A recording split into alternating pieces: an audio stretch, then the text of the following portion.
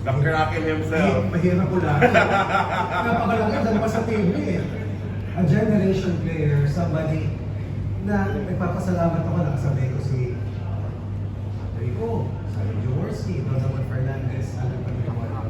Junior Fathers, a generation player. Truly a rare breed. Itong si Junior, lagi na nagtatanong sa amin na, Ano sabi? tinatanong nila, paano ba didepensahan si Junior? Sabi ko naman, lahat naman yung mga players na didepensa sa kanya, tama lahat yung ginagawa. Sabi nila, may kulang. Sabi ko, kulang sila sa simba. Bago mo depensahan sa Junior, kailangan mo simba muna. Dahil wala ka na magagawa. Tama ba yung alala ko? Binuhat ka niya para mag-dunk sa Also, star. Of course, yung mga MVPs, no, lagi, I mean, customarily, laging sinasama sa listahan ng greatest players. So, of course, Ilan ba MVP? marami-rami. Marami-rami. marami pa sa teammates niya. Okay, Mama Bear, handa na tayo kilalanin ang susunod na miyembro ng ating Yes, ito na. Huwag na rin natin patagalin at ang susunod na member ng PBA 50 Greatest ay si...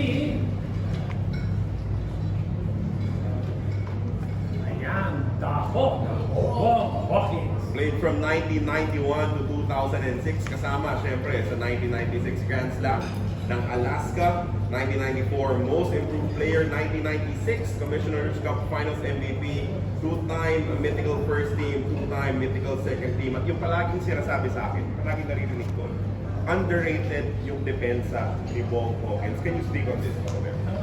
Kasi pag naging defensive player ka kasi, hindi mo nakikita sa stats yun.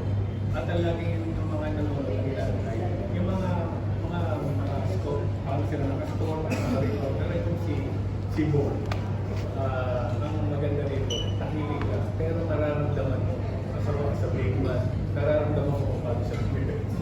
So yung core ng Grand Slam training coach ko talaga ay pero sa akin si Bong nagpapatunay na you don't have to be quick, you don't have to jump high for you to be able to be an elite player in the game for the because he's a testament to that kind of description because he's very smart and he knew how to use his body and his weight but more than that, making right decisions especially in the Joining the round of the Flying A, Johnny Albarrientos, and Coach Jojo Lastimosa, Jeffrey Carriazo from that list of the Grand Slam. Ngayon, it's time